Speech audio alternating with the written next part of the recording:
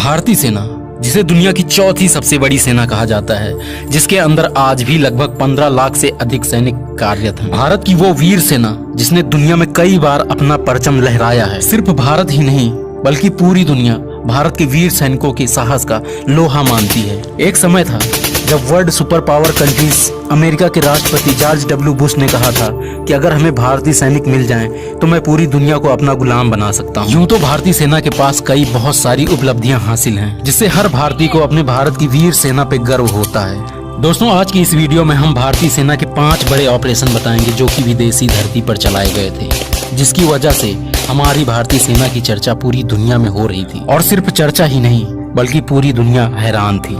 आज से करीब 30 साल पहले म्यांमार में छिपे कुछ उग्रवादियों ने भारत की संप्रभुता और अखंडता को जब चोट पहुंचाने की कोशिश की, तब भारतीय सेना ने म्यांमार की धरती पर घुसकर करीब 40 से ज्यादा उग्रवादियों को मौत के घाट उतार दिया, जिसे गोल्डन बर्ड के ऑपरेशन के नाम से जाना जाता है। म्यांमार की धरती पर चलाया गया सेना के द्वारा यह ऑपरेशन सेना के इतिहास में हमेशा के लिए स्वर्ण अक्षरों में अंकित हो गया। भारतीय सेना द्वारा विदेशी धरती पर चलाया गया सन 1988 में महत्वपूर्ण ऑपरेशन मालदीव में था, जहां के विद्रोहियों ने अपनी ताकत बढ़ाते हुए मालदीव का तख्ता पलट करने की कोशिश की। यहां तक कि मालदीव के राष्ट्रपति को भी मारने की पूरी कोशिश विद्रोहियों के द्वारा की गई। राष्ट्रपति गयुमो को सुरक्षित एक कमरे में खुद को बंद करना पड़ा और तब उन्होंने भारत से सैन्य मदद मांगी। उसके बाद भारतीय सेना ने अपने 1400 कमांडो को मालदीव की धरती पर बने माले एयरपोर्ट पर उतार दिया और वहां के विद्रोहियों को चुन चुनकर भारतीय सेना ने मौत के घाट उतार दिया। इस ऑपरेशन का नाम कैक्टस दिया गया। तीसरी बार विदेशी धरती पर सेना द्वारा चलाया गया सबसे महत्वपूर्ण ऑपरेशन सन 1987 में श्रीलंका में था, जब लिट्टे के बढ़ते प्रभाव को कम करने के लिए वहां की सरकार ने भारत सरकार से सैन्य मदद मांगी थी और लिट्टे के आतंक का सफाया करने के लिए भारत ने अपने 50,000 जवानों को श्रीलंका के जफाना क्षेत्र में उतार दिया। यह लड़ाई करीब 3 साल तक चली। इस ऑपरेशन का नाम पवन दिया गया और इस जंग में करीब 1200 भारतीय जवान शहीद हुए थे। सेना द्वारा विदेशी धरती पर चलाया गया चौथा सबसे बड़ा ऑपरेशन जो कि पूर्वी पाकिस्तान में था। साल 1971 में भारत और पाकिस्तान की लड़ाई बहुत महत्वपूर्ण मानी जाती है और इस लड़ाई के परिणाम स्वरूप बांग्लादेश का जन्म होता है। उस दौरान यह पूर्वी पाकिस्तान के नाम से जाना जाता था। ऐसे में भारत के एक तरफ पाकिस्तान था तो दूसरी तरफ पश्चिम बंगाल के पास पूर्वी पाकिस्तान बसा हुआ था।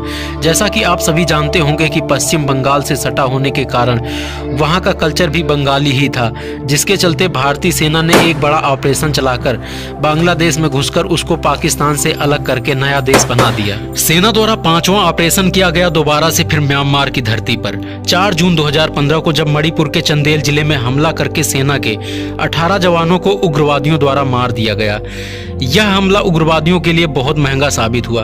भारतीय सेना ने अगले कुछ दिनों के बाद प्लान बनाकर सभी उग्रवादियों को चुन चुनकर ठिकाने लगा दिया। इस तरह भारतीय सेना ने म्यांमार की धरती में दोबारा से घुसकर एक बड़े ऑपरेशन को अंजाम दिया। इन सब के अलावा आपको बता दें कि भारतीय सेना देश के बाहर कुछ मिलिट्री बेस का संचालन भी करता है।